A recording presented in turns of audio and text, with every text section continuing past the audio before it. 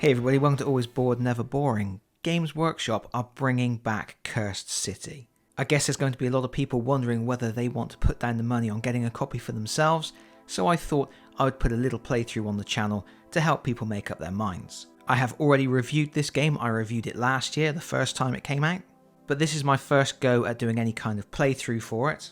And in fact, this is the first time I've played the game for a while, because when it kind of went by the wayside and Games Workshop looked like they weren't going to support it, I pretty much stopped playing it once I completed it. I put it back in the box and went back to playing Blackstone Fortress instead. But the way the campaign works for Cursed City is there are 4 different types of adventures you can undertake. There is one where you just go around bashing monsters, there is one where you go around looking for items to boost yourself up, there are the boss fights, which I don't want to show on the channel because I don't want to spoil those, they're really good fun. And then there is the type of mission which I'm going to show to you today, the Deliverance missions. In these missions, the board is generated procedurally. Normally, you would have the whole arena laid out before you. And the idea is you have to race through the streets of Ulfenkarn warning people of approaching doom. And the doom in question is a great big seething mass of screaming skulls which will chase you down. It's normally a really tense type of mission, and bad things can happen. And I've already picked the 4 heroes that are going on this mission. They are all level 0. Brand new heroes with none of the special abilities they can get from leveling up, and no extra treasure items. We have Captain Braskoff, who is a hitty character. She hits people with her sword. She's quite boring to play, but she has a really useful ability, which I never leave home without. We have Jelson Daruk, who is just an iconic character, and the coolest of the bunch. We have Dagnai Holdenstock, who is just so steampunk. And we have Cleona Zeitingale, who is the only character who can remove debuffs. They start on the entry point, and as I mentioned, normally you would have a whole map laid out at this point, but we are playing a Deliverance mission, so we just generate the first 2 rooms. To do that, we will draw exploration cards.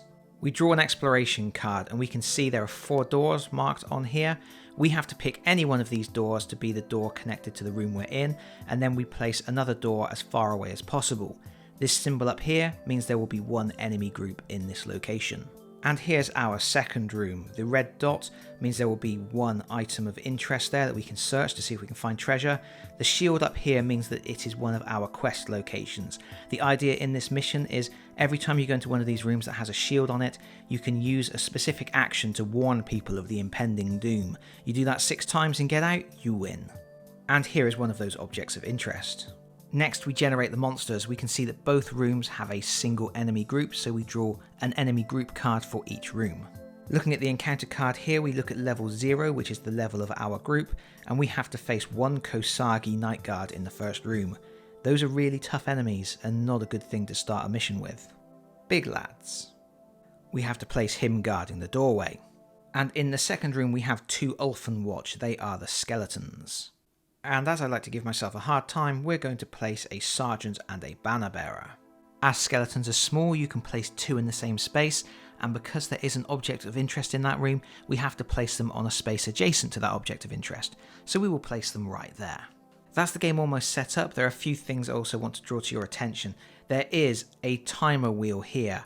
This does 2 things. The yellow token, that tracks the daylight hours. As that progresses around the board, it will eventually reach the nighttime symbol, and when the nighttime symbol is reached, things get worse for the heroes. Furthermore, when that sun token reaches the 3rd space, which has a little sun symbol on it and is black, that is when the spooky tide of skeleton skulls will start rolling down behind us. The second token we use to track our success. Every time we warn some civilians that they need to get out of the way, we can advance that by 1. I'm not going to keep that board in shot because it just gets in the way. And finally, I want to say I'm not going to front load this video with all of the rules explanations. I'll explain things as we go, but the general idea is that the heroes each have a number of activation dice, which are also their health really. You roll those activation dice at the beginning of the round. The numbers you get dictate what you can do throughout the round because you spend those dice on different actions. For example, you can spend a dice with a value of 1 or more to move. You can spend a dice with a value of 3 or more to run. And every character also has special maneuvers they can do. Captain Braskoff, for example, can hit people really hard with her sword. But again, we will draw attention to those as we go. We can, I think, get started. The first thing that happens on any given turn is the sun tracker will advance 1 space, so already we are 1 step closer to that evil pile of skulls coming into play. And indeed, after moving the sun tracker, the next thing that happens is the skull token moves if it's on the board, but of course it isn't yet. Next, we have to roll destiny dice. The destiny dice are these black dice that are on the sun tracker board. These are like bonus activation dice. At the start of each round you roll them, you remove any doubles and triples. Anything left becomes a communal pool of dice that any hero can use, but no hero can use more than 2 per turn. Except for the last hero to activate, who can use any that are left. So immediately we've had a bad destiny dice roll there because we rolled 2 6s which are removed from play and 2 1s, those are also removed. We get 1 dice with a 5 that we can keep to use. Having dealt with the destiny dice, you now have to roll your activation dice for each of your heroes. Each hero starts with 4 activation dice, they will lose them as they take damage. I'm going to roll all of my dice off camera and apply them to the heroes. I will show you as I activate each hero what dice they have available. Next, you have to determine the order of initiative, and that's what this tracker at the top is all about. You can see above the tracker we have 2 cards, one for the Kosagi Night Guard and one for the Ulfen Watch. Each hero and each enemy group on the board gets one of these initiative cards. You shuffle these up and you deal them to the initiative tracker, and that determines the order that everybody will activate. And it's not a bad start for us. These symbols on the cards all represent a particular hero. The first one is Cleona Zeitingale, the second one is Captain Braskoff, the third one is Jelson Darak, then the next card is for the group of 2 Ulfen Watch, the 5th card is for the Kosagi Night Guard, and then the final card is for Dagnai Holdenstock. Next, we have a really nifty thing called the Gambit Step. Here you have the opportunity to rejig the initiative track in your favour. If we want to, we can pick a hero and they can discard one of their activation dice in order to make an agility test, which means they roll the type of dice listed for their agility stat. If they get a minor success on that roll, then they can swap their card on the tracker with the closest enemy group, which means you can move so that you are activating before they do. If you get a major success on that agility roll, you can swap your card on the tracker with any enemy group, it doesn't matter where they are. So if you're prepared to spend those activation dice and you succeed in those agility rolls, you can reposition yourself on the track. Additionally, Captain Braskoff has a very cool ability, and it allows her to take a free action where she immediately swaps with any other hero on the track. So if she's right at the very back of the track and you want her to activate first, you can swap her with the leading character. It doesn't sound like much, but it's an incredibly powerful ability and I love it. With that done, we get into the meat of the game, which is the activation phase, where we work through the initiative track, activating heroes and enemy groups in turn. First up to activate is Cleona Nightingale, who has some nifty ranged attacks she can make. However, where she is standing at the moment, she does not have line of sight to anything, because line of sight in this game is based on the line of sight system from Shadows over Hammerhal. Basically, you can see anything in the same room as you are, regardless of the shape of the room or what is in that room. Furthermore, you can see things through doorways if you are adjacent to a doorway looking into a room at a target, or the target is adjacent to a door leading off of a room you are in. That sounds confusing, but I'm going to move Cleona into the room and then I will explain what she can see from there, and you'll be able to figure it out. So we spend a dice with a value of 3, and that allows us to make a run action, which allows us to move up to 4 spaces. Because Cleona's move stat is 3/4, which means she can move 3 spaces for a regular movement or 4 spaces when running. And we are moving her to there. The reason we're not going any further into the room is because we do not want to end up adjacent to that Kosagi Night Guard, because if you are adjacent to an enemy, you have to attack the adjacent enemy before you can attack anything further away, and you cannot use ranged attacks against adjacent enemies either. But now Cleona is in that room, she can see the Kosagi Night Guard because the Kosagi Night Guard is in the same room as she is. Furthermore, she can also see the 2 skeletons on the other side of the door because they are on a space adjacent to a door which is connected to the room she is in. If those Ulfen Watch skeletons were 1 space further back into the room, she would not be able to target them. But as it is, we're absolutely fine, we can target them, and that's exactly what we're going to do. Because we are going to spend our dice that has a value of 6 to cast Celestial Devastation. We can only use this action once per turn. When we cast this spell, we discard our dice that has the value of 6+, and we are going to target the Sergeant of the Ulfen Watch in the adjacent room. We now roll the special red combat dice. We are looking for a success or a critical success. We have rolled a success. That means the Sergeant and every other hostile in the Sergeant's space will take 2 damage. And if we look at the stats for the Elfin Watch, we can see that they have 2 wounds as standard, so our banner bearer is dead. However, the Sergeant gets an additional wound, so is still left on the board with 1 wound remaining. But that's not all, folks. We now get to deal splash damage on this attack. We get to roll the 8-sided combat dice for each hostile adjacent to the hostiles we've just attacked, and if we roll a success, they take a wound as well. So we roll 1 dice for the Kosagi Night Guard. And we did roll a success, so the Kosagi Night Guard takes a wound as well. This was a really good start. Unfortunately, Kosagi Night Guard have 10 wounds. Cleona still has 2 actions left, and she's going to use her dice with a value of 5+ to use her Heaven Bolt Stilettos. This is an action that requires a dice with a value of 4 or more, and it's a ranged attack.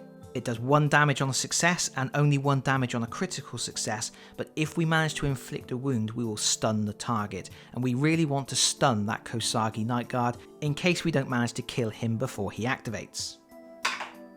And we rolled a critical success, so that's 1 more wound on the Kosagi and he is stunned. The Kosagi is down to 8 wounds and he is stunned, which means he will miss his next activation. That's a really, really powerful move we've just managed to pull off. And Cleona still has 1 activation dice remaining, but she's not going to use it. She's going to stay where she is for now because she doesn't want to get in the way of the other heroes as they take their actions. And because we're finishing our activation with a dice left on our character sheet, we decrease the value of the dice by 1, and now that becomes a reaction dice. Later on, when an enemy activates, we can spend that activation dice to get an attack in. It's kind of like Overwatch. Next up to activate is Braskoff, and she rolled a 3, a 4, a 5 and a 6. And we are going to start by using our dice with a value of 3 in order to run. When we run, we can move 4 spaces. And we are moving up to that space which is adjacent to both the Elfin Watch Sergeant and the Kosagi Night Guard. And while we are there, we are going to spend our dice, which has a value of 6, in order to use our unique Death Blow ability.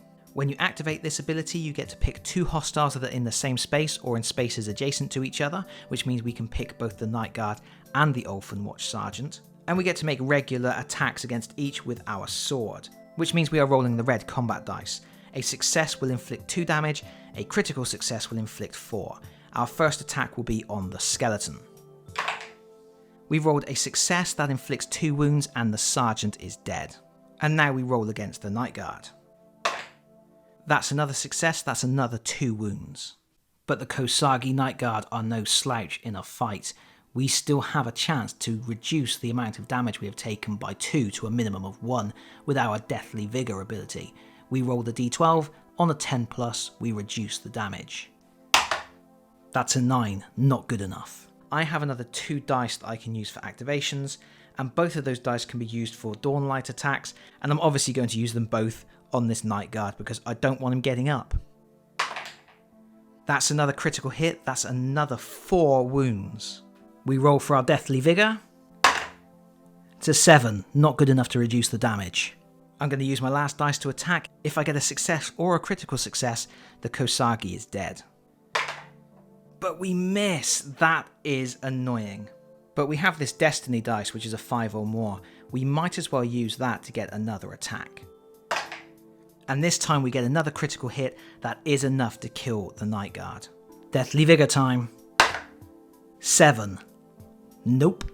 Things have gone exceptionally well for us so far. If that Kosagi had got to activate before we did, he could have put down some serious damage on us right from the get-go. Fortunately, the initiative cards fell in our favour and we were able to deal with him. It's now the end of Braskov's turn. She gets to roll for inspiration. She has killed an Elfin Watch Sergeant, which had 3 wounds, and a Kosagi Night Guard, which had 10 wounds. That gives her a total of 13. The way inspiration works, at the end of your turn you roll a black dice, and if you roll equal to or less than the total number of wounds of all of the enemies you killed in that round, you get an inspiration point. We roll a 6, we get an inspiration point.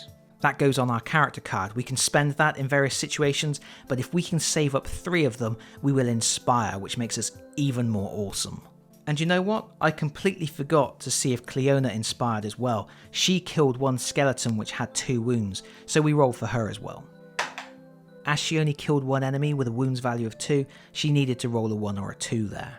Next up is Jelson Darek, and he doesn't have a lot to do. There is nothing for him to kill, and he doesn't have any dice with a value of 6 or more, which would allow him to warn the civilians in that second room.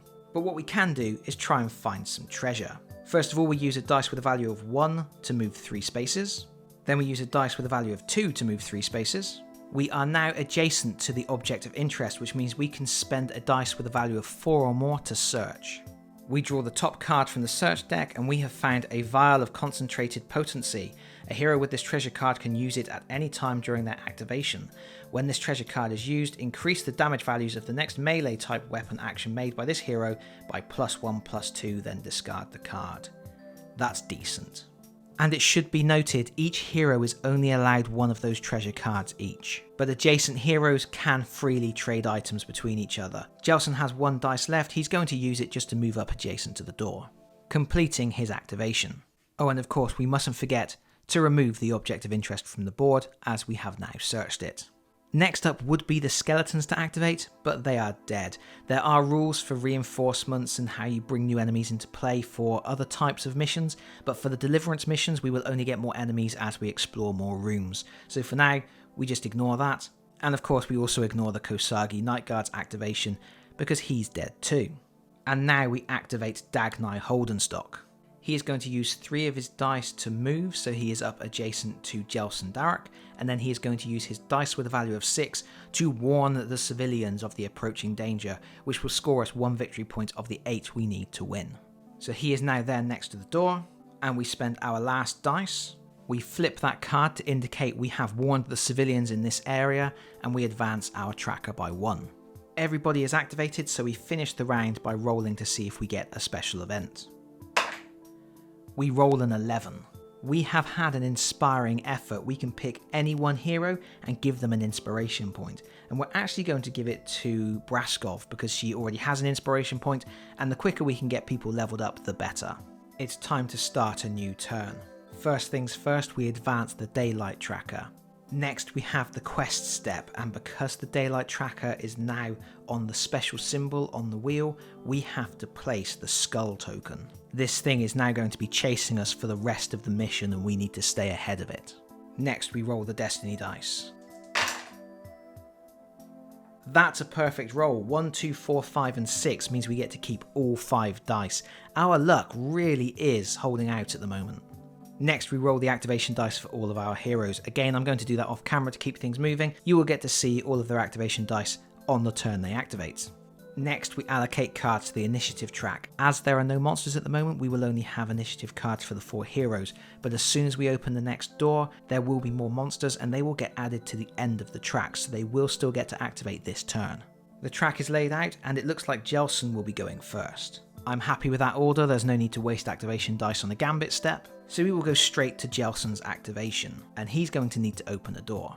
He rolled a 1, 2, 3 and a 4 for his activation dice, and opening a door requires a dice with a value of 4 or more. And when we open a door, we reveal the next 2 rooms. First we remove the dice from our character card, we then draw the top exploration card. We have found a room with 1 object of interest and 1 hostile group. We will place that room like so. And here is our second room. It is much bigger, it has 2 objects of interest and 2 hostile groups. And now we have to draw 3 enemy groups. First we have 3 Ulfenwatch. That's a sergeant, a banner bearer and a regular grunt. Then we have 2 Deadwalker zombies. These happy looking chappies. They go next to the closest object of interest in the large room. And finally another 3 zombies. Lots of issues for the heroes to deal with. We add all their activation cards to the initiative track, and we get ready for a rumble. For Jelson's next action, he is going to use one of the destiny dice. He is going to use a dice with a value of 5+ in order to use his judgment rifle. Our judgment rifle allows us to roll 2 combat dice. When you roll more than 1 combat dice in an attack, you only pick the best result. And we are going to try and shoot the sergeant. We have rolled a success. That means we inflict 2 points of damage on the sergeant, and we have a special ability called Ruthless. Each time an attack roll made for this hero is successful, if the target is still visible, this hero can make 1 free Firewood Stakes attack, which is a d6 combat dice attack, and it will inflict 1 wound. If we get a success with this attack, we have killed the sergeant. But alas, we do not. We inflict 2 wounds on the sergeant. But it's okay, we still have 3 action dice and we can still use 1 more destiny dice if we want. Unfortunately, our judgment rifle can only be used once per turn because we have to reload it, but we do also have a really big sword, so we're going to move into the room and use that. We use our dice with a value of 1 to move into the room. Unfortunately, as soon as we hit that space, we are in the enemy zone of control and we have to stop moving. But it's okay because we are now going to use our Ardent Blade on the sergeant to try and inflict that final wound. This requires a dice with a value of 1+, and we are rolling the red combat dice. We get a success that inflicts 2 wounds that kills the sergeant. We will now use our remaining action dice to attack the banner bearer. And that's a critical success, that's 3 wounds, we kill the banner bearer too. And we may as well use another one of the destiny dice to make another attack on the remaining skeleton. We're going to use the destiny dice that has a value of 1. We roll a success, that's 2 wounds, another dead skeleton. It's the end of our turn, so we have to check for inspiration. First of all, we look on our character card because every character has a special path to glory, which is a unique way in which they gain inspiration. Jelson Darek is a relentless hunter.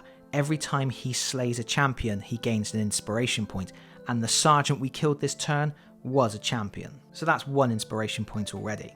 But now we also roll the black dice. We slayed a sergeant with 3 wounds and 2 other skeletons with 2 wounds each. That's a total of 7. If we roll a 7 or less on this dice, then we get a 2nd inspiration point. And there it is, a 7. That's 2 inspiration points in 1 turn. Next up to activate is Braskov. She's going to use her 3+ dice to run. She will use her dice with a value of 1 to move. She is going to use a destiny dice with a value of 2 to move again. She's then going to use her dice with a value of 6 to bash these zombies. She's going to use her death blow attack, which means she gets to attack both zombies with a red dice. First attack. It's a critical hit, inflicting 4 wounds. And if we look at the Deadwalker cards, we can see that the zombies have 3 wounds each, so that first hit kills a zombie outright.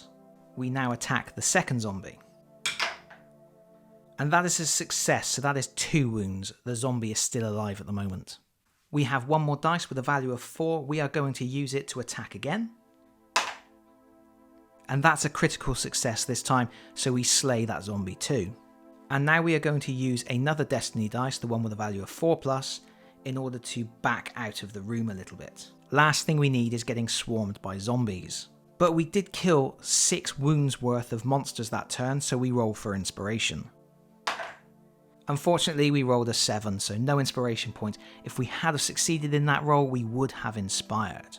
Next up is Dagnai. He is going to use his dice with a value of 1 to move 3 spaces. He is going to use his dice with a value of 2 or more to move again. Now he is standing adjacent to that doorway, which means he can see all those zombies in the next room, even though it may not look like he can, if you're used to a straight centre of square to centre of square line of sight. And of course we are going to shoot at one of those zombies. We have a nice harpoon gun which requires a dice with a value of 4 or more. Looking for a critical hit here. Oh, it's a complete miss. Never mind. We're going to use our last dice to search the object of interest next to us. And the reason we're going to do that is because Dagnai gains inspiration points for finding treasure. We draw the top card and we have found a Soul Shot Reliquary. It says, when this treasure card is used, if the attack roll for the next ranged type weapon action that this hero makes is a success, it is instead treated as a critical success, then discard this card. That finishes our turn, so we check for inspiration, and our path to glory states that if we draw a treasure card, we get 2 inspiration points. I now have 3 characters with 2 inspiration points each, so hopefully next turn we will see some leveling up. But now Cleona has to move. She is going to use a dice with a value of 4 to run. She is then going to use a dice with a value of 6 to run. As we enter the room, I realise I did not remove the object of interest that was just searched. I better do that now. And now we are going to use another activation dice with a value of 6+ to warn the civilians in this location of the impending danger. That gets us our 2nd victory point. And then with my last dice, I'm just going to move up next to Dagnai. There is 1 destiny dice left with a value of 6. Unfortunately, there's nothing I can do with it because I do not have line of sight into the next room because I cannot get to the doorway.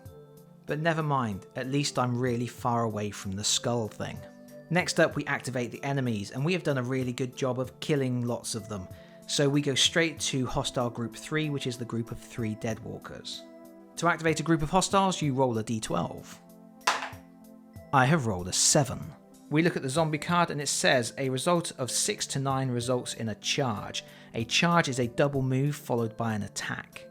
And zombies move 2 squares as standard. I'm going to do all the movements first, because why not?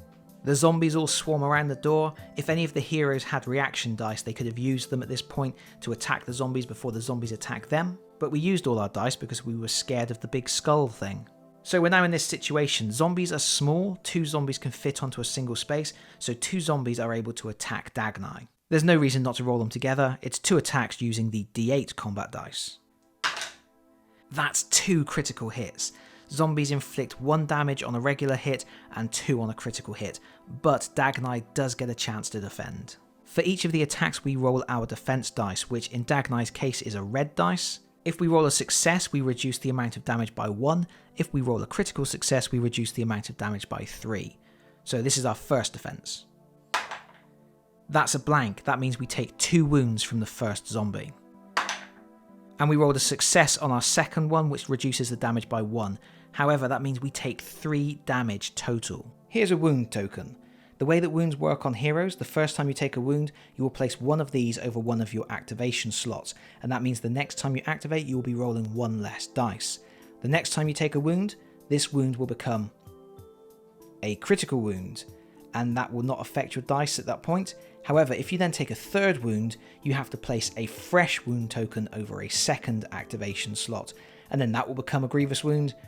And then if you take another wound, you get a third token. Eventually, you will not have any activation dice as you slowly bleed out in the dark. Dagnai took 3 wounds total, which means he will only be rolling 2 activation dice next turn. And he's my tank. He's the one who's supposed to be able to soak all this damage. But anyway, we end the turn with an event dice roll. And we have rolled a 1. That means next turn, we do not roll the destiny dice. We suddenly have a bit of a problem. We go into turn 3, we advance the sun tracker, but now we also advance the skull token. It moves off of the starting space and that space vanishes. If anything had been on that space, it would have been destroyed. Any heroes would have been bumped to the next tile and would have taken 2 damage. Next would be the destiny phase, but we don't have one. So we go to the initiative phase instead. And of course that involves rolling activation dice for all of our heroes. And we have to place out our initiative cards as well. And we've been quite lucky with our initiative track in that Dagnai has turned up first, because we really want him to get out of dodge. We need him to get back out of the way and heal up. However, second in line is Jelson Darek. So what we're going to do is we are going to use Braskov's special ability, which allows her to swap places with any other hero on the track. So she is going to swap with Jelson Darek, so she will activate second this turn. And then Jelson Darek is going to discard one of his activation dice with a value of 1 in order to make a Gambit. To do this, he rolls his agility dice, which is one of the d8 combat dice, and we're looking for a success or a critical success. But we rolled nothing. I could push my luck and use a second activation dice to try again, but I don't think that's a good idea when I don't have any destiny dice to give me extra actions, so instead we're just going to let the initiative track stay as it is. Dagnai is first. He only rolled 2 activation dice, but he got a 5 and a 6. That would normally be a decent roll for him. But unfortunately, we have to use those dice to move and heal. We're going to use the dice with a value of 5 just to move out of the way to make way for Braskov to go in and fight the zombies. And then we use our dice with a value of 6 to do a recuperate action. When you do this type of action, you roll a dice equal to your vitality stat and you'll recover 1 wound for a success or 2 wounds for a critical success. But we rolled a blank. That means we still haven't healed any wounds and we will only be rolling 2 activation dice again next turn. Now that the skeleton token is rolling forwards, we really need to get those activation dice back. Next up is Braskoff, and we really need her to deal with these zombies. We're going to use 1 dice with a value of 1 to move. We are then going to use our dice with a value of 6 to do our special death blow attack, which means we can attack both of the zombies in the space next to us. First attack is a complete miss. Second attack is a complete miss. This is a disaster, but I have 2 more activation dice. I'm obviously going to use those to attack again. This time we get a critical hit, we apply 4 damage to one of the zombies. That kills 1 zombie for us. 1 dice left, 1 attack left. We really need a critical success here. It's just a success. That's 2 wounds. That is not enough to kill the zombie. Maybe we should have pushed our luck with Jelson Darek after all. But we do roll for inspiration. A roll of 1, 2 or 3 will give us an inspiration point. And we have rolled a 6, so nothing is going our way now. Next up, the zombies activate. We have rolled a 4. The zombies will advance, which means moving and attacking. So first we'll move that second zombie in, and now they will both attack Braskov. It's 1 miss and 1 success. A success from a zombie is a single wound. Braskoff defends with the same d8 dice. And she gets a critical success, which blocks 3 points of damage, so she is fine. She's doing a better job than Dagnai did.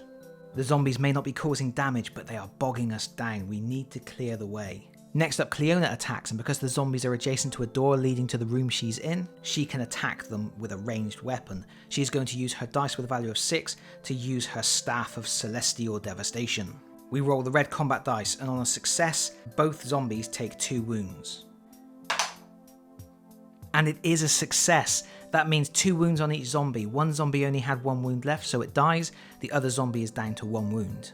Next up, she is going to use a dice with a value of a 5 to use her Heaven Bolt Stilettos. 1 success here will be enough to kill the zombie. But it's another miss. This is going really, really badly, especially as we do not have any other dice with a value of 4 or more, which means we do not have any more ranged attacks. We cannot get adjacent to that zombie to use our close combat attacks, so we have to just sit there and do nothing with our remaining 2 actions. We did kill 1 zombie though, so we will roll for inspiration. Nope. Jelson is up, and he's going to use his dice with a value of 5 to use his Judgment Rifle. We have to get a success here to kill this zombie. And it is a success. That's 2 points of damage. That is enough to kill the zombie. We're now just going to use our dice to move. We will use the 4+ to run, and then the 2+ to walk. Finally, we roll to see if we inspire. We roll a 7, so no. But that is the end of the round, so we roll for an event. We rolled a 10, and this is amazing good luck because we have rolled Born Hero. 1 hero on the battlefield can make a free recuperate action or remove 1 ailment. So obviously Dagnai is going to roll to see if he recovers some hit points. And it's a critical success. That's 2 wounds healed. That means he has only 1 wound remaining and will roll 3 activation dice next turn. A new turn means the daylight tracker advances again. And then the skull token advances. Then we roll our destiny dice. We roll a 1, 2, a 3, a 4 and a 6. No dice are discarded. We roll our activation dice for all of our heroes. Remember, Dagnai only rolls 3. And we lay out the initiative card too. We're skipping the Gambit phase, we're going straight to activations. Dagnai goes first. He's going to start by using the destiny dice with a value of 1 to move. He is then going to spend his dice with a value of 3 to recuperate. He rolls a success, so he regains his lost wound. Next turn he will roll 4 activation dice as normal. He is now going to use his dice with a value of 4 to search the object adjacent to him, because if he finds another treasure card, he will inspire. But we have drawn a crisis. First we roll the quest dice to see what event occurs. A lawbreaker lies atop a bleed rack, an awful device designed to slowly kill by exsanguination. The acting hero must choose to get the criminal down from the rack or leave them there. So now I have to pick a character who I think should go and deal with this crisis. It sounds like something that might require agility. I don't really have anybody who's great at agility. Jelson Darek is my best option, so I will pick Jelson Darek. We remove Jelson Darek from the board as he goes to see what he can do, and I'm going to place him on his activation card because he will return to the battlefield on his next activation. And of course we have a choice. Do we help the man on the rack or do we leave him? We are going to be heroic, we are going to help. To extract anyone from these devices is delicate work. There are many sharp blades attached to this horrific machine, and any error could do the gruesome apparatus's work for it. The acting hero makes an agility roll. I guessed correctly, awesome. If the roll is successful, they free the criminal without doing any further harm. Shrink the fear track by 1, that's something that is part of the campaign. There's a fear track which goes up and down and you want to try and keep it under control, so this would allow us to shrink the fear track by 1. But the acting hero also gains 1 inspiration point and the crisis ends. However, if we fail, the criminal dies as we try to rescue him. And we fail. Unfortunately, the man dies horribly as we try to rescue him. There's no repercussions immediately in this campaign, but I do miss out on that inspiration point, and if I was playing the full campaign, I missed out on a valuable opportunity to help control the fear within the city. Never mind, the crisis ends, and the good thing is, because it was a crisis and not a treasure card, the object of interest stays on the board, so we can search it again. However, we have other plans for Dagnai. Dagnai is going to use a destiny dice with a value of 2 to move up to the furthest object of interest, and he's going to search that one instead. So that was a destiny dice to move, and then our final activation dice to search. And this time we have found a Realm Stone. In the campaign you use Realm Stone to buy cool upgrades for your characters. It doesn't do anything immediately though, other than it does grant us 2 inspiration points because of Dagnai's special Path to Glory ability. And that'll do nicely, because Dagnai already had 2 inspiration points, so he will go up to 3 inspiration points, spend those automatically to inspire, and then he will still have 1 new inspiration point left over. And just to show you, this was his regular side, but once we flip over, suddenly we are much more powerful. Good stuff, Dagnai, but now it's time for Braskov to activate. Braskov is going to use her dice with a value of 2 to move. She's then going to use a destiny dice with a value of 3 to move to the door. And we're going to use our activation dice with a value of 4 to open the door. We are going to generate the next 2 rooms, but before we do that, we just have to remember Dagnai did search an object of interest and he found a Realm Stone, so we should remove that object of interest from the board. And now we draw our first exploration card. It's another room with an object of interest, a hostile group, and an opportunity to warn the civilians. We'll place that like that. And then we have another small room. And we have 2 hostile groups to spawn. In the first room there are 2 zombies. They're going to try and block up that stairwell. And in the second room another 3 zombies. These zombies aren't the toughest thing in the world, but they take a lot of damage and they are slowing me down. And with that done we can continue our turn. Braskoff is going to use one of her dice to move forwards to attack the zombies. She is then going to use a second destiny dice. She's going to use a dice with a value of 6 or more in order to use her death blow ability, which allows her to attack both of these zombies at the same time. We roll for the first zombie. A critical hit will kill it. But we miss. We roll for the second zombie. And we miss again. This is really, really bad. We have 1 dice left. We are going to use it to attack again. And we get a success. That inflicts 2 wounds. Not enough to kill a zombie, but at least we inflicted a bit of damage. Jelson, still covered in the blood of the man he failed to rescue, returns to the battlefield. He's now angry. I'm placing him adjacent to Dagnai and adjacent to the door, because while he's adjacent to the door, he can see all the zombies in the next room, and that means he can use his dice with a value of 5 to shoot at them with his judgment rifle. And we are going to target the zombie that hasn't been injured yet, because we can kill it outright if we roll a critical. And that is a critical hit, so we do kill one of the zombies.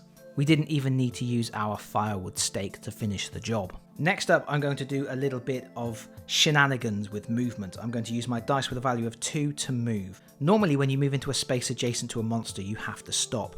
However, if I move into that space where Braskov is standing, I don't have to stop because she is there. So I can technically squeeze past her and move into the next space next to the zombie and attack him with my sword. So that's what I'm going to do. So I'm now there. I'm going to use my dice with a value of 3 to attack with my Ardent Blade. Any sort of hit will do. And of course we roll a blank. That's really annoying. I'm going to use my last dice to attack again. And this time we do get a success that is enough to kill the final zombie. Now I'm going to use the last destiny dice to move back up the stairwell and stand behind Braskov, because I don't want to take a load of attacks from those other zombies that are going to come and get us. We killed 6 points of monsters, so we now roll to inspire. And it's a 1, that means we do inspire, we get our 3rd inspiration point. Jelson Darek goes from being a bit of a badass to being even more of a badass. Oh, and while he's standing next to Braskov, he's going to give her this vial of concentrated potency. Finally, Cleona activates and she needs to catch up. She's going to use one of her dice to run. She's going to use one of her 6+ dice to warn the civilians, and that will give us another victory point. She's then going to use her dice with a value of 5 to search the object of interest. Remember, we did search this object before, but we found a crisis, so we do get an opportunity to search it again. And we have found the Ashes of Akshi. A hero with this treasure card can use it at any time during their activation. When this treasure card is used, choose one Deathwalker zombie within 2 spaces of this hero. That Deathwalker zombie and each Deathwalker zombie in the same space or an adjacent space is stunned, then discard the card. And then we will use our last dice with a value of 6 to run again. Next up, the zombies activate. We have rolled a 9, which means they will double move and charge. A double move is 4 spaces. All 3 zombies are in a position where they can attack Braskov. This may get ugly. Let's do the attacks one at a time for drama. First one. That's a miss. Second one. That's a critical hit. We do get a chance to block it. And we do. We roll a critical success which blocks 3 points of damage, so we negate the whole attack. Final zombie. That's a regular success. That's 1 wound. We get to defend again. And again, we block the incoming damage. Braskov is having a great day. And that is the end of the turn except for rolling for an event. We roll an 11. We get to pick one hero to gain an inspiration point. We are absolutely going to pick Braskov because that means she inspires. And she's not going to be messing about anymore. She is an absolute powerhouse. Been very lucky with those events so far. And that's the end of the round. It's time to start a new turn. As always, our Sun Tracker will advance, and then our Screaming Skulls will advance as well. The Skull token is just 1 room behind us, so we really need to keep moving. So next we roll the Destiny dice. So the 2 1s are discarded. And then all the heroes roll their activation dice and we set out the initiative cards. And we have a bit of an issue because the zombies are going to activate first. We really don't want that to happen. But there are a few things we can do. Obviously we can make a Gambit roll, and we are going to do that with Cleona because she is first in line. If she gets a success on her Gambit roll, she can swap places with the adjacent zombies. She discards an activation dice and then she rolls a d6 combat dice for her agility. And it's a critical success. That means she can swap places with any enemies on the initiative track. Having done that, we are now going to activate Braskov's special ability, which allows her to swap her card on the initiative track with any other ally's initiative card. She's going to swap places with Cleona. And now Braskov is going to activate first, and that gives her a good opportunity to beat up the zombies before they beat her up. We go straight into the activation phase, and Braskov activates first. She is going to use her dice with a value of 6 to make a death blow attack on the 2 zombies adjacent to her. The first zombie, it's a critical strike, and that's 4 damage that kills 1 instantly. We now attack the second zombie in the space. And it's a regular hit, but the good thing is, because we have inspired, we now cause 3 points of damage for each regular hit, which is still enough to kill that zombie. And now we will see the true power of an inspired Braskov, because she's going to attack the third zombie using another dice. Any success will do. Oh, but it's a double blank. Never mind, we have more dice. We go again. And that's a critical. That's another 4 points of damage. That's another dead zombie. The dungeon is going to have to throw some tougher stuff at us now because we are going to motor through these rooms. And Braskov is going to use her last dice, which has a value of 3, to run. The final thing we have to do is roll for inspiration, because even though we have inspired, we can still get inspiration points and use them. You can hold up to 4 inspiration points at any one time. And the best use for them at this point is you can use them to re-roll dice. Anyway, we killed 3 zombies, that's 9 wounds. And we rolled a 3, so we do get another inspiration point. Dagnai is going to use one of his dice to move. He'll use another one of his dice to search the object of interest. And Dagnai is really the best character to be searching locations because now he has inspired, he has gained the ability Keen Eye, which allows him to draw 2 discovery cards and pick the one he wants to keep. And we have drawn a treasure card and a trap. Obviously, we will keep the treasure card. And the treasure card is a potion of coagulated vitality. When this treasure card is used, you roll the red combat dice for each wound or grievous wound counter on this hero's character card. On a successful roll, remove the wound or grievous wound, and then discard the card. That's a really good card. Best of all, Dagnai is allowed to keep up to 3 treasure cards, so he can keep that one too. He's now going to use one of his dice with a value of 6 to warn the civilians in this area, which will give us another victory point. We are now on 4 victory points, and we will use our last 6 to move again. And we mustn't forget to remove the object of interest either. Next up to activate is Jelson Darek. He doesn't have a lot to do, so we're going to use one of our dice to run. Then we will use a destiny dice to move, and we will use another Destiny dice with a value of 4 to open the door. Our first room is a large room with a single object of interest and a single hostile group, and another opportunity to warn the civilians. We'll position it like that, and our next card is another large room with a single object of interest, a single hostile group, and another chance to warn the civilians. Next we spawn some enemies in the closest room. We have 3 corpse rats to contend with. Here we have a swarm of corpse rats, and because there are 3 swarms in this hostile group, we have to include this one which has a giant blood rat in it. We will place them like that in a defensive line. Our second encounter card is Gorslav the Gravekeeper. He is one of the bosses in the game. He can just turn up randomly like this sometimes, and he can bury you alive if he wants to. Here he is looking like something out of Silent Hill. Not gonna lie, it's pretty scary facing Gorslav in Deliverance missions, because if he buries you alive and the tar you are on gets removed from play, you are dead permanently. That's it. No coming back from that. We add their cards to the initiative track and we can continue. And I'm going to place Jelson Darrick's character card over there next to Cleona for want of anywhere better to put it.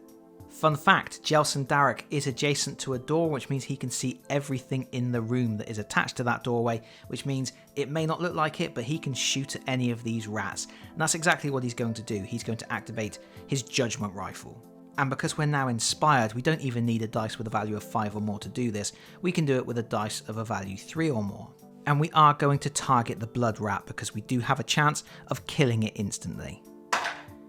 We have rolled a regular hit, that's 2 wounds, not enough to kill the rat. However, we do get a follow-up attack with our firewood stakes. And because we're inspired, we now roll a d8 for this instead of the d6. It's a miss. If we'd have hit with that, we would have inflicted another 2 wounds and we would have killed the rat. But we're not quite done yet. We are going to use a 6 to move into the room, to move adjacent to the rats. And this is a pretty risky move, but why not? Let's go for it. And now we will use our final 6 to activate our new ability, Remorseless Killer. We make a free weapon action, so we're going to use our sword, and if we kill the target, we get to immediately make another free weapon action. So we attack the blood rat with our Ardent Blade.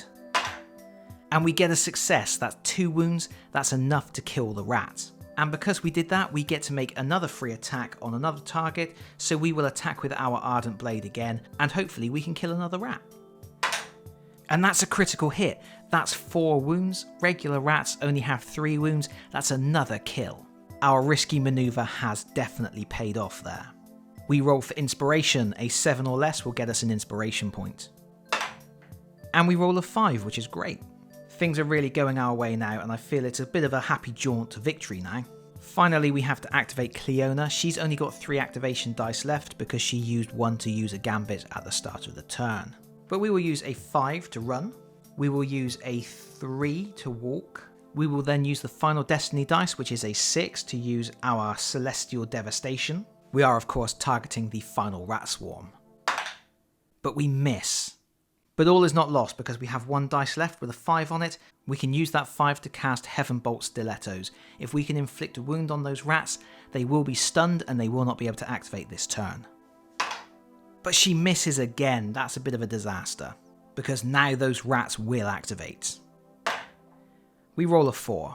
And we got lucky there, we got Sewer Swarm. We remove all wound counters from all acting hostiles, then each acting hostile makes an advance action. So in this case, we can ignore the first part because none of the rats were injured.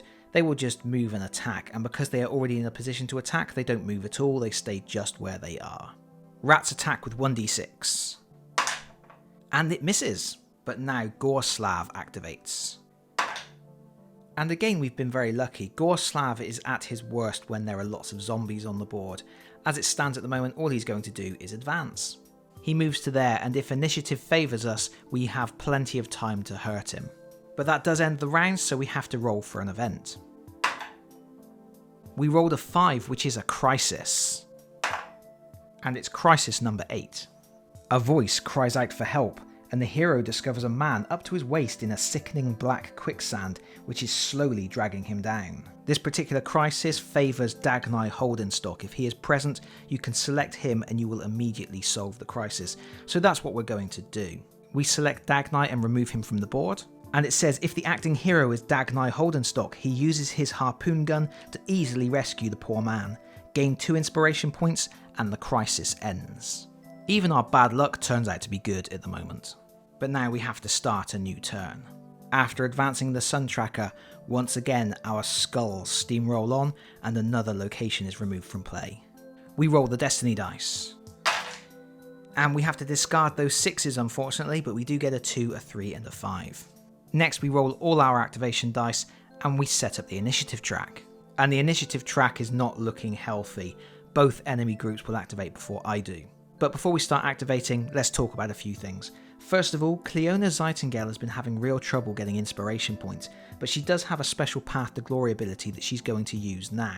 She is allowed to discard activation dice from her character sheet that match destiny dice that have been discarded this turn, and each dice she discards is equal to 1 inspiration point.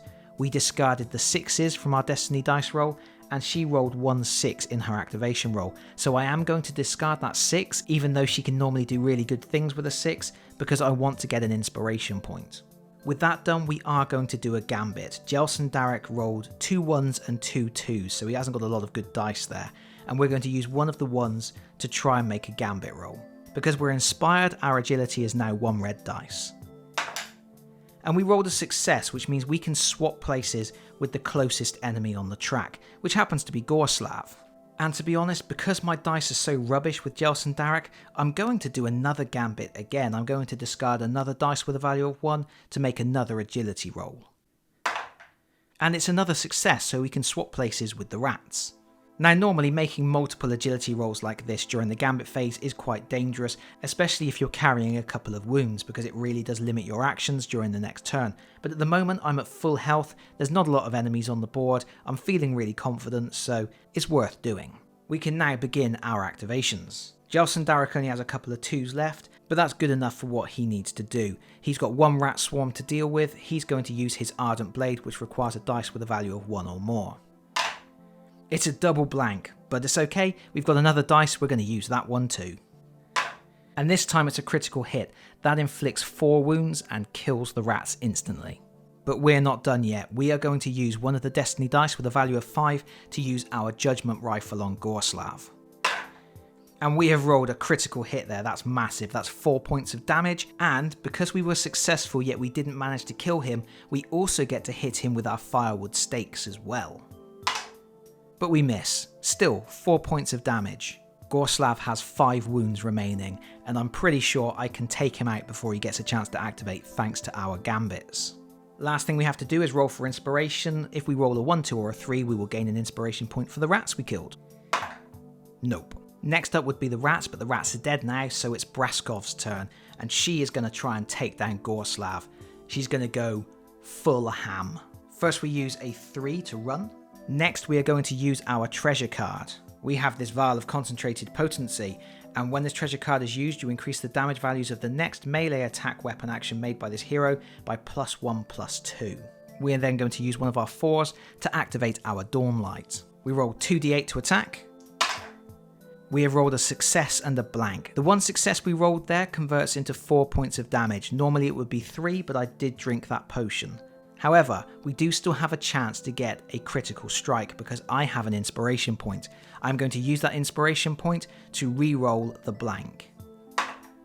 And there is the critical strike. That critical strike inflicts 6 points of damage. We have killed Gorslav. Don't worry though, he'll be back. You have to go on a special mission and cut his head off in order for him to stay dead. A potion well spent, I think, because we can now spend our 6 to warn the civilians in this area, which takes our victory point total up to 5. And we can use our 4 to search the object of interest right next to us. We have found a Soul Scour Locket. When this treasure card is used, each hostile and hero adjacent to this hero suffers 1 damage. Nice, I'm happy with that, but we are also going to use a destiny dice to move. Next up is Cleona. She only has 3 dice because she used 1 to gain an inspiration point at the start of the round. But that's fine, there's not much for her to do other than run, so that's exactly what she's going to do. She's going to use all 3 of her dice to run. Next would be Gorslav, but he's gone, so now we activate Dagnai. Dagnai, of course, isn't on the board at the moment because he was off rescuing someone during that crisis at the end of the previous round. We now return him to the board adjacent to any hero we want. We will place him adjacent to Braskov. And he's going to use one of his 6s to warn the civilians of danger. That takes us up to 6 victory points.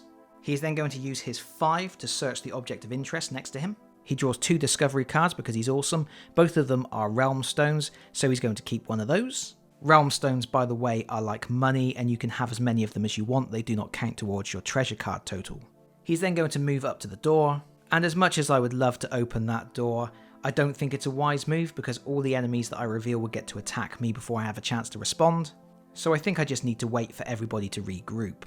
It's almost the end of the round, but there is something I forgot to do. I forgot to roll to see if Braskov would gain an inspiration point for slaying Gorslav. And she does. And now I need to roll for an event. It's a 6. Our time grows short. Advance the sun tracker 1 space. Once night falls, all the enemies get tougher, so we want to be out of the dungeon before that happens. But that is the end of the turn. As the new turn begins, we advance the sun tracker again, and then we advance the skull token. We roll our destiny dice. And we have to discard all 3 of those 5s. We now roll the activation dice for the heroes and set up the initiative track. We have set up the initiative track and it's a bad call for us, I'll explain why in a moment, but before we do that, Cleona is going to discard 1 activation dice. She rolled 1 5 and we had to discard 5s from the destiny track, which means she can cash that in for another inspiration point. 1 more and she will finally inspire. But now we have a problem because Dagnai is standing in front of the door we need to get through like a big old lump, but he is 3rd in the initiative order. And there's nothing I can do about that, there's nothing I can do to push him up the ranks. So Cleona is basically going to waste most of her turn. And that's a shame because she had rolled 2 6s and that would have been really good for her to cause some damage with Celestial Devastation. As it is, they get downgraded to 5s and become reaction dice. Next up, Jelson Darek activates and he also rolled a couple of 6s that are going to go to waste. All we're going to do is use the 2 to move, and then we'll use a 4 to move, and then we're going to downgrade the other 2 dice to 5s and make them reaction dice. Next up we activate Dagnai, and he's got a load of rubbish for activation dice, but he's going to use one of the 4s to open the door. Our first exploration card reveals a large room with a single object of interest, 2 hostile groups, and another opportunity to warn civilians. We will place it like that. Our second room is a small square, no civilians here. We will place it like that. I've had to move down the initiative track just to fit everything on. We will rearrange the shots in a moment. But for now, let's spawn some enemies. Our first enemy group is a swarm of 3 bats. And because there are 3 units appearing on the board, one of them will be a dire bat, a much bigger, more dangerous bat. Our second encounter card reveals 3 corpse rats, so that will be 1 giant blood rat and 2 stands of regular rats. We will place those over by the gate. And our third encounter is a Viacos Bloodborne. That's a vampire. They aren't difficult to spot. We add all their activation cards to the initiative track, and we can continue with our turn. Dagnai is going to use one of the destiny dice with a value of 1 to move into the room. He is then going to use a dice with a value of 1 to hit that dire bat. We roll a critical hit, that's 3 wounds on the dire bat, which is enough to kill it.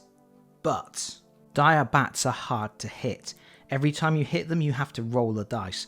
On a result of 10 or more, you reduce the damage suffered by 2 to a minimum of 1. But we roll a 1. The bat doesn't deflect the damage and it dies. We're now going to use a dice with a value of 2+ to hit the bat adjacent to us again. That's a regular hit, but that still does 3 damage. The bat gets to defend. It rolls a 7, it doesn't defend and dies as well. Finally, we are going to use our harpoon gun and we're going to shoot it at the blood rat in the corner of the room. We rolled a success. We inflict 2 wounds on the blood rat. Furthermore, because we have struck it with our harpoon gun, we can reel it across the board. And our blood rat ends up there. We killed bats with 5 wounds total, so a 5 or less will grant us an inspiration point. And we get a 3. We have 4 inspiration points, which is the maximum we can have. And now it's time for Braskov to activate. She is going to use a result of 4 to run. She will then use a result of 1 to move. She will use her 2 to hit the blood rat. She rolls a critical hit, that's 4 wounds, easily enough to kill the rat. She is then going to use her 5 to move adjacent to the rats in the corner. And we're going to use the last destiny dice, which is a 6, to do a death blow, which means we get to attack both of the adjacent rat swarms. That's a miss on the first rat swarm, that's not good. But we have an inspiration point, so we are going to reroll. We only get to reroll 1 though. And this time it's a success, which inflicts 3 wounds and kills the rat. We now get our second attack. And that's a critical hit. We kill the other rat as well. We're out of actions, but we do get to roll for inspiration. And we killed 10 points worth of rats, so 10 or less is good for us. And of course we roll an 11. No inspiration point this time. Next, the bat swarm will activate. Getting a 4. That's a charge, which is a double move followed by an attack. As you can see, bats normally move 5 spaces, so this would be a move of 10. However, we don't need 10 movement points to get to a target. We're going to focus our efforts on Braskov because she's a bit dangerous. Bats attack with 1d6. And it's nothing. But now the vampire activates. That's a 3. This is a special move for the vampires called Scent of Blood, which would normally allow them to bypass uninjured enemies to reach ones that have been wounded already, but none of our heroes have been wounded, so we will just go and attack Braskov instead. We attack with 1 red dice. And it's a regular hit that inflicts 2 wounds. We do get a chance to block it, which we do quite easily. I think everything has gone our way in this game, and now we're just a little bit too powerful for these level 0 enemies. The round is over, but we have to roll for an event. It's a 3. This would normally activate the monster group furthest from the heroes, but as we are already in combat with the heroes, nothing happens. We can breathe a sigh of relief. At the start of the new turn, the daylight tracker advances again, and we lose another room to the advancing skulls. I have to admit we have had a really good run this time around. The skulls are quite often snapping at my heels, but we've managed to keep a good distance from them this time out. We roll the destiny dice. We have to discard the 2s. And then of course we roll our activation dice for our heroes and we set up the initiative track. It's not a great initiative pool for us, the vampire is going to activate first. But before that happens, Cleona Zeitingale is going to discard one of her activation dice that has a value of a 2, because we discarded the 2s from the destiny dice roll, and that gives her a 3rd inspiration point, which means she will now inspire. She wasn't the most useful character to begin with, but now she is inspired, she becomes much more powerful. With that done, we need to do some gambits. First of all, Jelson Darek is going to discard a dice with a value of 1 to make a gambit roll. He rolls a red dice for his agility. He has failed, but he is going to spend a 2nd dice with a value of a 3. And this time he gets a critical success. That's fantastic because it means we can swap places with any enemy on the initiative track. We obviously want to swap places with the vampire. And now we are going to use Braskov's ability to swap places with Jelson Darek in the order. This is why you never leave home without her. Her ability to swap places on the track is just vital. Because now she gets to activate, and now she gets to beat up a vampire. The first thing we will do is spend our 6 to do a death blow. The first attack we make will be against the bats, the second one against the vampire. We get a regular hit against the bats, that's 3 wounds, but they do get a chance to block some of that damage. They roll a 6, not enough, they are killed anyway. We make our second attack roll against the vampire. That's a regular hit as well, that is 3 wounds. But the Bloodborne have the ability Shadow Fast. Each time they suffer damage, you roll a dice. On a 9 or more, they ignore all of the damage. And they rolled an 8, not quite enough, they take 3 wounds. We will now use one of our dice with a value of 1 to attack the vampire again. That's a miss, but we'll go again. And that's a critical hit. That is 4 wounds, that will be enough to kill the vampire unless it can roll a 9 or more. And it rolls a 1! Radukar's forces are really having a bad day. The vampire dies. Well, there we go. We have 1 action dice left. We're going to use it to move. 6 or less on the d12 will get us an inspiration point too. And it's a 6. Braskov can do no wrong today. All the enemies have been defeated, so it's just time for the heroes to reorganize themselves, really. Cleona will use her 3+ dice to run, but she's going to stop there because she wants to search. So we will use our 5+ dice to search. And we have found a glow sand hourglass. When this treasure card is used, move the Nightfall token counterclockwise 1 space, then discard the card. I'm going to keep that over the card I already had, which was the Ashes of Akshi. We're now going to use the 6 we have left to warn the civilians in this area of the impending doom, which doesn't seem so impending or doomy right now. And that gets us 7 of our 8 victory points. And then we're just going to use a couple of the destiny dice to move into the next room. Like so. Next up is Jelson. He sacrificed a couple of his activation dice to ensure that Braskov could kill that vampire, but we still have enough to do 2 run actions, which we're going to do now. And we're going to use the last destiny dice to move just 1 space closer as well. Finally, Dagnai will activate, and of course he's just going to use any dice necessary to go and join his friends. And that will end the round.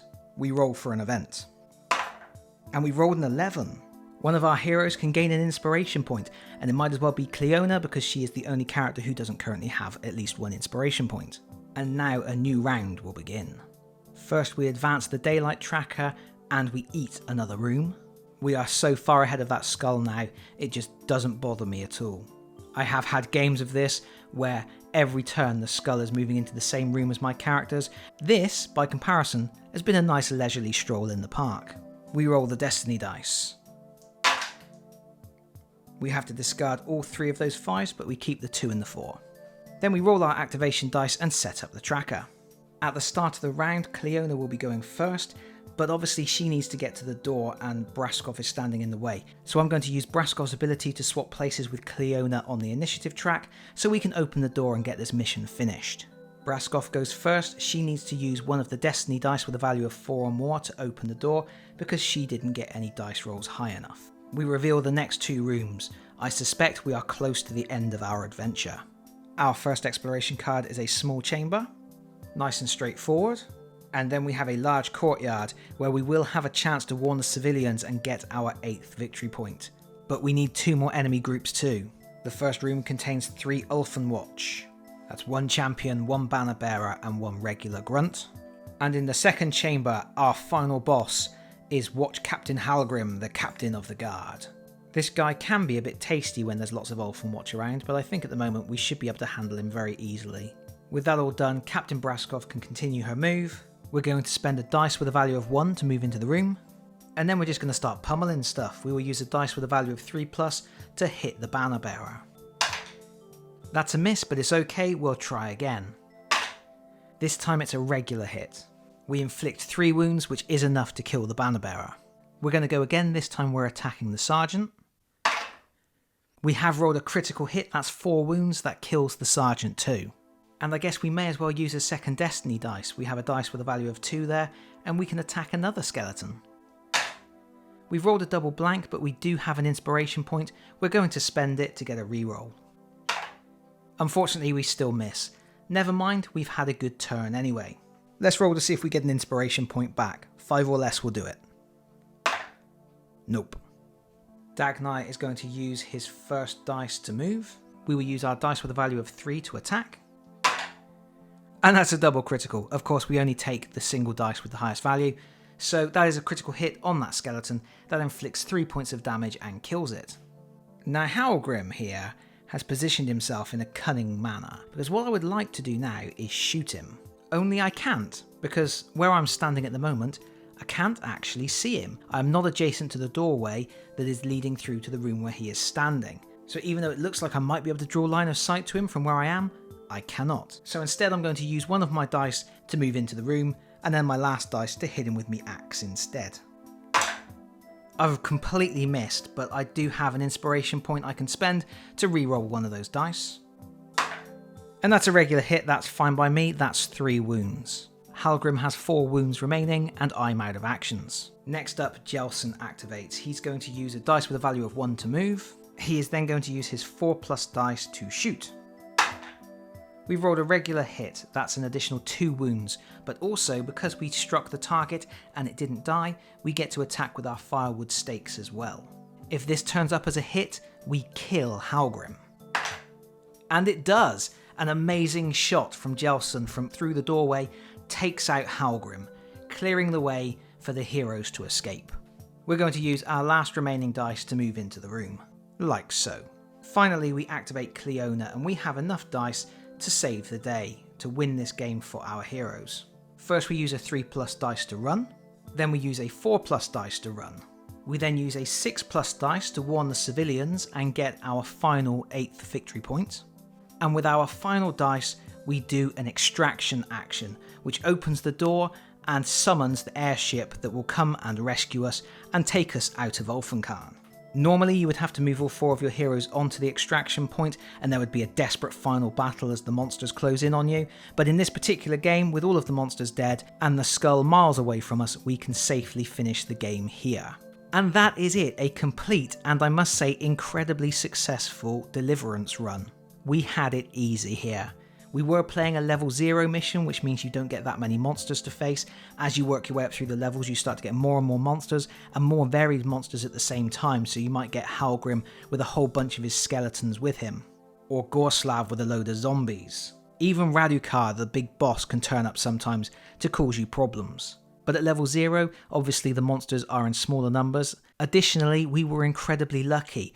That first Kosagi Night Guard, if it had survived and attacked us, it could have done some serious damage, putting wounds on us very early on, which would have made it very difficult for us to outpace the skull.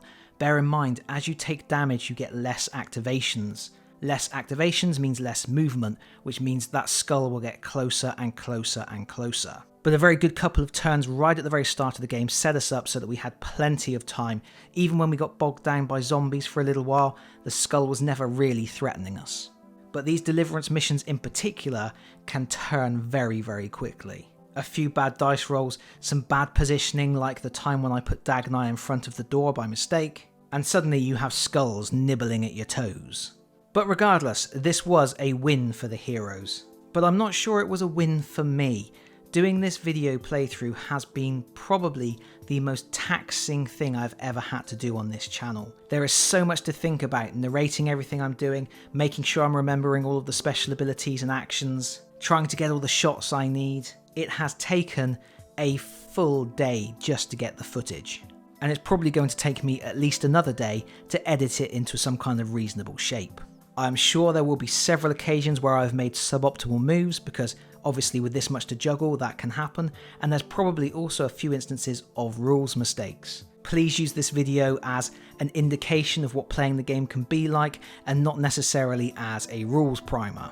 But it's over, it's done. Our heroes survived, they did incredibly well, but we only found 2 pieces of Realm Stone, which means we don't have a lot of money to level our characters up. And although we found a few treasures, we haven't really gained a lot from the completion of this mission. We also missed opportunities to reduce the fear tracker, so if we were playing this as part of a full campaign, we would still be potentially a little bit on the back foot. Lots for the heroes to think about, lots to do. Meanwhile, I have lots to do in the editing studio, so I'm going to say bye-bye for now. Thank you so much for watching. If you've enjoyed this video, please consider pressing the like button. If you really enjoyed the video, please consider subscribing if you don't already do so, and hopefully I will see you all again very soon. Bye-bye everyone. Bye-bye.